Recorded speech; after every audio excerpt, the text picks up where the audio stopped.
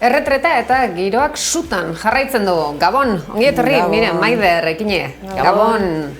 Esan dugu, sutan jarraitzen du, behin baino gehiotan esan dugu, ezta? Macronek blindatu du juridikoki, baina orain dei egiten dio elkarrizketari, ezta? Behin blindatuta ezagitua ze zentzu daukan honek.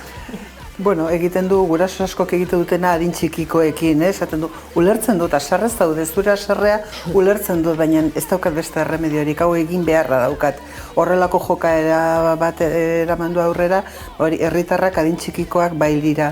Eta okerrena da, seguruna pasako dela, aserreak iraungo du, baina badakite, oso ondo dakite zer egiten ari diren, eta pasako da aserrea, eta aurrera jarraituko du, eta Estatu Frantseseko hiritarrak gero eta beranduago hartuko dute erretreta, mundua agintzen dutenak ala erabaki dutelako. Ez dago atzera biderik, ezta? Argi esan dezagun.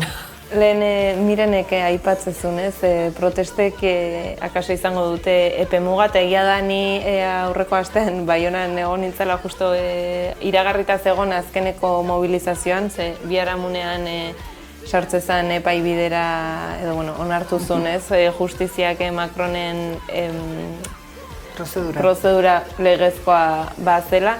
Eta han zegoen jendearekin hitz egiten, hori esate zuten, egunez egun, 12 eguneko grebaldiaren ostean edo egunez egun abaritze zela geroz eta jende gutxiago zegoela.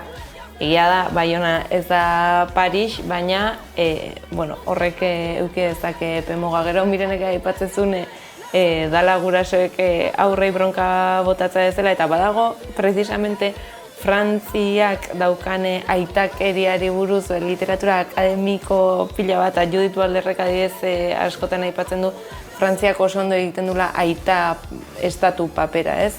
Norbait estaturen bat eredugarria baldin bada hortan, Frantzia dela nolabait bronka botatzen dizu, baina gero ematen dizu edo zigortzen zaitu, baina gero ere ematen dizu beti berari lotuta egoteko, eta ez da lehenbiziko aldia Macroneko lako gatazka bati aurre egin behar diona, eta aurrekoan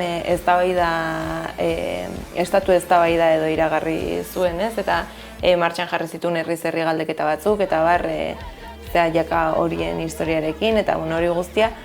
Eta gero, zertan geratu da, edo zertan adierazi da emandako prozesu hori guztia, ez dakit horren ere eztabaida iragartze bat badu ere seguraski izango da xetasunetan geratzeko, ez?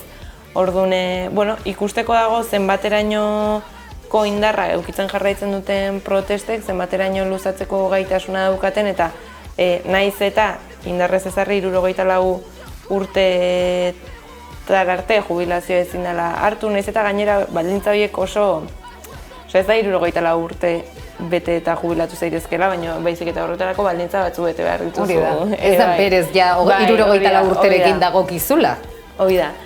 Baina, bueno, ikusteko dago orain, xehetasun horietan zenbateraino borrokatu daiteken edo zenbateraino izan daiteken eskubide sozialak oraindik blindatu ahal izatea. Badago sentsazio hori, lehen esan dudana, ez da, badago sentsazio hori agian jende gutxiago, edo ja ikusten dutela zaila dela atzera bueltarik, edo oraindik, bueno, posible dela, akaso iraultza bat, ez da?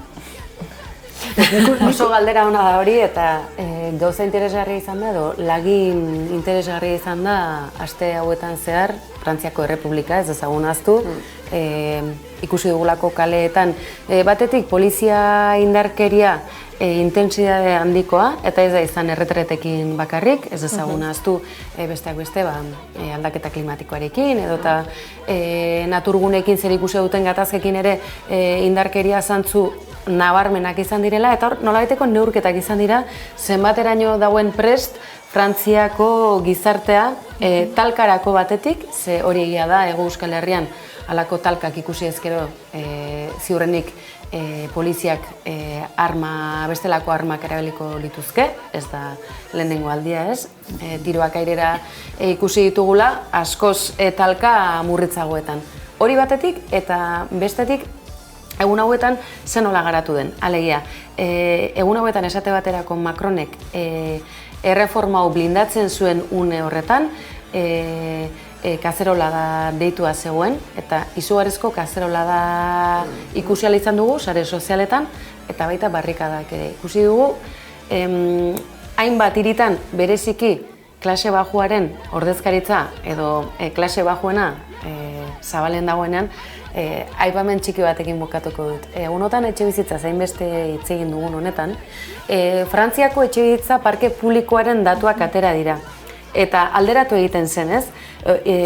Frantzian parke publiko hau daukate alderatuta, baina parke publiko hori non dago kokatuta, ez da? Zerikusi zuzena dauka, estatuak etxebizitza sozial horiek bermatzen dituela, baina etxebizitza sozial horietan bizitzeak baditu bere baldintzak, ezta? Eta kasu honetan, erretreta erreforma honen bidez, laneskua urte gehiagotara luzatzea, ez? Beraz, lagin oso interesgarria da, eta uste dut ondo begiratu beharrekoa, etorkizunean datorrenari begira, akaso uste baina gehiago erakutsiko digulako, ezta?